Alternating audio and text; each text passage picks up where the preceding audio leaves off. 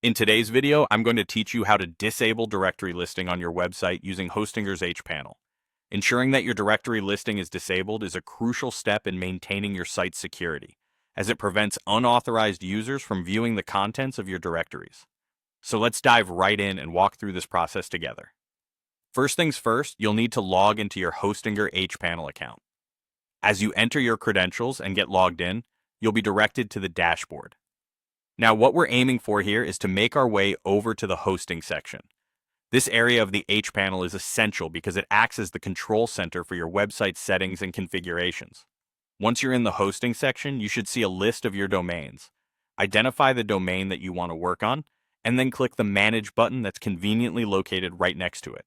This action will take you to a new page where you'll have access to all the settings related to your website.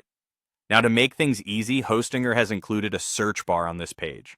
It's a handy feature that we're going to take advantage of. In the search bar, simply type Folder Index Manager. This tool is what you'll use to control the directory listings on your site. When the option appears, go ahead and click on it to open it up. As the Folder Index Manager opens, you'll be presented with an input